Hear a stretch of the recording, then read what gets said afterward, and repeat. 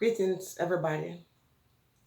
Just put down whatever you're doing right now and just watch Jenny have a conversation with herself. Because I think I'm talking to myself right now and I'm saying, why? Why, Jenny? Why can't you just leave well enough alone? Why can't you just go after the dollar and just let things be? Because if you focus on getting the bag,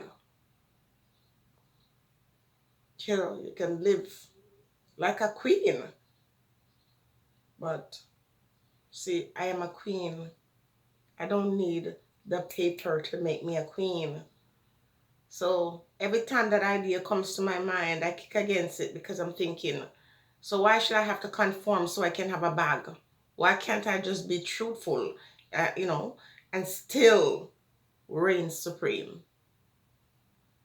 Because this conversation I'm about to have is one that could very well end my presence here on YouTube. I'm not afraid of my presence being, you know, deleted in the world because I don't say man. I say Jah in whichever form you see him or her or they. I'm not afraid of man, for they have no right or any reason to be afraid of me.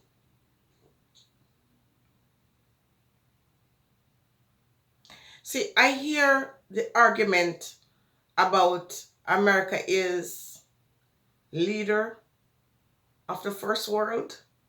I don't know if that's what, there's some, I'm trying not to swear. There's some argument that posit the argument that America is the greatest nation in the world. How? How did they get that status so revered when America has a wretched history, a very violent past, present, and will have it in the future? It is not going to change. The system is built on blood, sweat, and tears. And America opens its doors to millions of people around the world. And they come in and they build America. Black people, Spanish people, Asian people, European people from all walks of life. They're called the melting pot. See, over here, not really expected to melt as much as you are in the United States of America. Assimilation is expected there. But in Canada, the multicultural umbrella that we stand under, say, okay, you have freedom to really be your own individual self. But that's not the case with America. America rules with an iron fist. But not in their country, in other nations. Now let's get into this segue. If you are a smaller nation, and see, we're told that you have the first world and the second world and the third world, and I don't believe in all that bullshit. It's just one world. But you have a nation, for example, who started out, being controlled by other nations, to this day dictate the terms and conditions that they must live on. There are times when I criticize Jamaican politicians, and I do so only because I feel like they could have done more to help their people. But I do understand that it's a small nation and the people who govern us really have to answer to bigger nations. For example, in the banking industry, you have these regulatory bodies that, dictate the terms and condition and the rules, and you have to obey those rules. And oftentimes these bodies are not from Jamaica. There are people outside, look, overseers, managing, micro and macro managing what goes on in the banking industry. The same thing is true when it comes to world governance. You have folks, and most times from America, for example, who tells you the rules and you have to live by it. And just something about that just disturbs my peace. I'm saying, how does this individual get such power over all other nations? You know how? You and I, we give it to them. Because when they come with their tyranny and they tell you this is how it have to be, and you don't agree, you don't protest, you just say, it's the big daddy. He's a big head huncher. So nations like Jamaica borrow money from the IMF, mismanage that money, and then the top don or donna has to come in now and look at their books and say, okay, because you're fiscally irresponsible, this is what you're going to have to do. And if you know this and have looked at it at all, you'll understand that, for example, when the IMF come in to give you some kind of strategy that you have to follow to make sure that you're able to repay the money that you borrowed, they're going to tell you, don't create any jobs, don't build any hospitals, don't build any schools. Why would someone have that as a contingent when they give you a loan to tell you not to build a school or build a hospital or create new jobs or whatever? That just goes to show. So a lot of times when we come hard on our government, we fail to understand that they're not in any better position than they were way back in the days of slavery. You still just have a few persons who come out to govern, but their governance must follow the guideline of those who establish it for them. And so you'll always have first worlds and third worlds, because the first world people are the ones who made them in the third world to begin with. Starting out with slave labor way back then. And the controls, though it seems that these controls are given to the leaders of our country, they really don't really have no control. They're still just following the guidelines of these individuals. And there's something wrong about that. These things just seem unfair to me, to say, why should a nation, any nation for that matter, have control over another people? Why can't people chart their own territory or determine their own destiny? Why is there an overseer? Every country has their own problems and should have their own governance. But when you stay on the periphery and you're dictating the terms and conditions for another people, I just don't know who would establish that kind of rule for my people or anybody's or any nation. It doesn't make sense. So we hear that America is great, and America's government says he wants to make the country greater or great again. And there ain't nothing wrong with that. But they have been very consistent in maintaining this power on the backs of many people. And while these folks have come to America to build it, they're always threatened with the idea that they can be deported. And I'm saying to myself, why these individuals who have the power to deport people from America don't understand that they can be deported from other places too? Why people are not having the same attitude?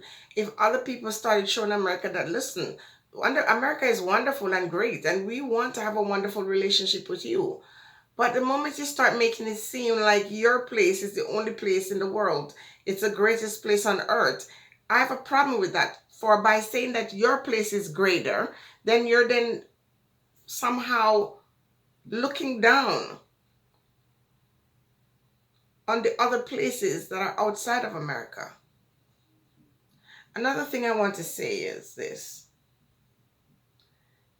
You see, our clamor for visas to go to America, I understand it, because a lot of times the places where we come from, it's pure hardship. But the people who go to these places are not standing up in these spaces after they've built it and say, listen, you can't do without us. You're nothing without us.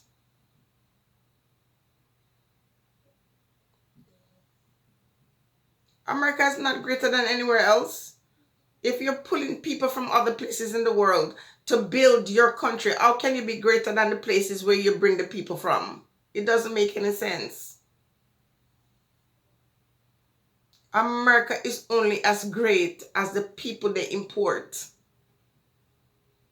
Because there are things that people from Asia, from Latin America, from the Caribbean, from Africa come to America to do that Americans that are from when you connect their lineage back to Europe, these ones have made less contributions than some of these ones who were imported.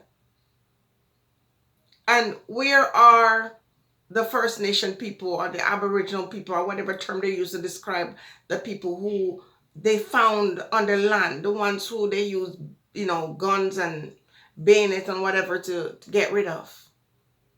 The First Nation people. How come I don't hear them talking, man?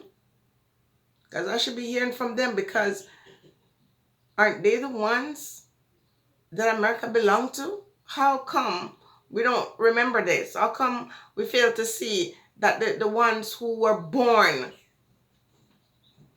on that land, they get pushed aside, and now we're giving credit to people who came and captured the land? What kind of thing is that? Now these things, one has to be afraid to speak. But the reason why I'm talking is because whenever leaders, for example, in America speak, they're not afraid to speak. They speak. What gives that leader the right to speak, express his or her opinion? And I shouldn't say her, because America's never had a female president.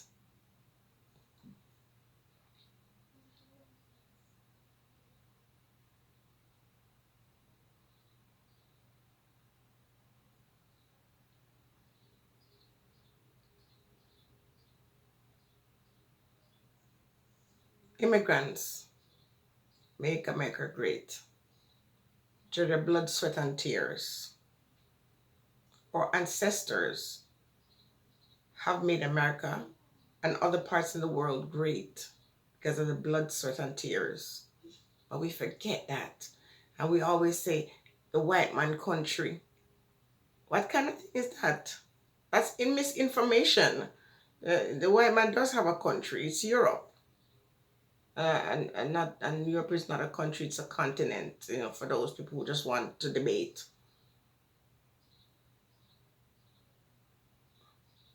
But we live in these parts, and we appreciate some opportunities that we get in these parts. But if we're going to be honest with ourselves, the reason why we have to leave certain parts of Africa and the Caribbean and stuff is because the same ones who we say are great are the ones who go there and destabilize those environments.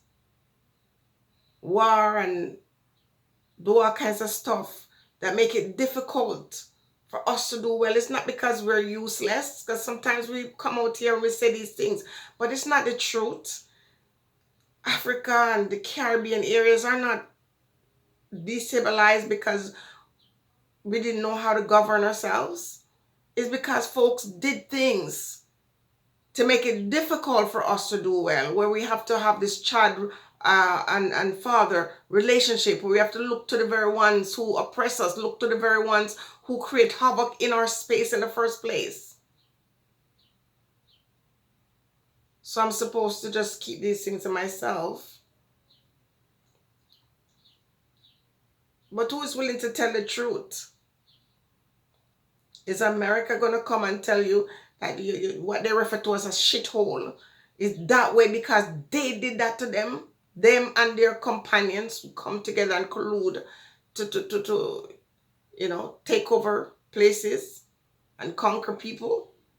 Now, when there's a natural disaster, take a close look. An earthquake or hurricane or whatever. When you look, you see folks who used to colonize certain areas, the same ones run there when the last really terrible hurricane occurred. You see this one, whatever former colony it was, those ones were the first one present because they still have their interest in these parts. So, you want to say the black leader is corrupt and, is a slave mind. But the truth is, sometimes they can't do any better because they don't know how to come together as a people. All the black nations come together and form a coalition to say, strengthen us. It's no different from what the other folks have done. They have come together and say, okay, we are collective and we are going to bond together and we're going to stick together and we're going to rule together. What is wrong with Africans doing the same thing? Because they're afraid. Why are people afraid? If you know someone who is scared of other people, what do you expect them to do? People say they love and respect America, but they're mostly afraid of America. And America has managed to do a very good job in only very few nations in the world stand up to America. And you know what they are. You can name them. I can think of two who really stand up to America. And America, those ones who stand up to America, America just chat and have to be silent. They're afraid. When you find someone standing up to America, America run to other people to go join them. America can't do nothing on their own. Whenever America want to make war with people, they go around and they go, it's like they're going to their neighbor and say, come join me. And if they want you to join them, they will tell you stories, about people. That is not true.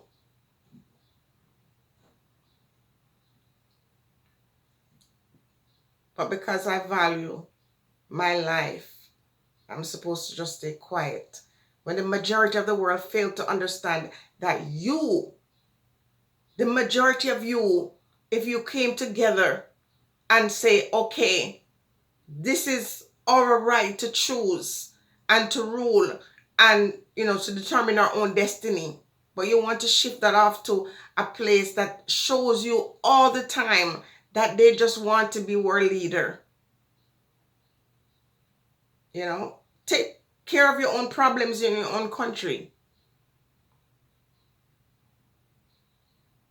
before you start to try to control other people. Now, this was not what I was intending to talk about in this video, but that's where it went. America cannot do nothing without getting a whole bunch of people behind them to support them.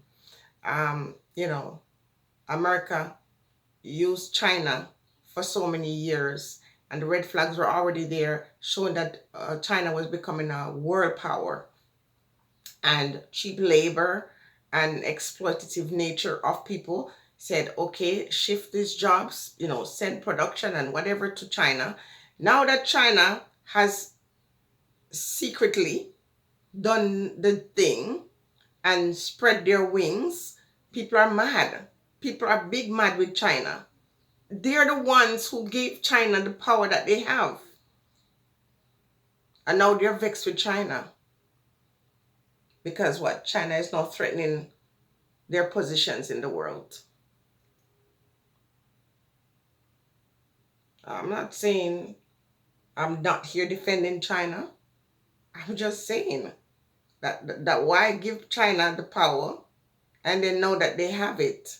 See, they underestimated China. You can't be Hispanic or belong to any of the Latin American countries, can't be in Africa, can't be in the Caribbean and be a minority. How did someone convince you that all these nations are minority? Then how is it possible that every other nation who happens not to be white is a minority? That does not make any sense. Where did that come from? The psychology of that just blows me away all the time. There's no minority and no majority. It was not meant to be that way. The Creator did not intend for somebody to be a first class or a second class. The Creator didn't intend that we would rule over each other like that. We were supposed to rule ourselves. And collectively we come together to rule the earth. So a nation that is built on bloodshed and seeks world dominance by any means necessary cannot possibly be endorsed by me. Only when the nation seeks to build themselves and each other and other people do I say that is a great nation. We are the ones who allow these individuals to have the power that they have and the arrogance that they have. And we're too afraid because we say we're poor. How you poor? Because you don't have paper? How you poor, man? You're rich. We're all very wealthy. And our minds coming together create this beautiful world that we live in. But we keep on negating our own power and our own greatness and let some other person define what greatness is and demand you to produce for them and then claim that as their own. That does not make any sense. America can only be great based on each person that live within it, the whatever they contribute to it, their manpower, their mental power, their dedication, their loyalty. And these things are essential. Every nation should have people who are loyal and dedicated, but not when you are being this way and you're still seen as less than. That's a problem. America is only great based on even the weakest person within their midst. You can't have the whole world accepting that they're a minority and seeing a few as a majority and these majority rules. You can't negate every other nation and every other, race and claim to be great. That does not make any sense. I'm going to end this video right now and come back with another topic. Stay blessed.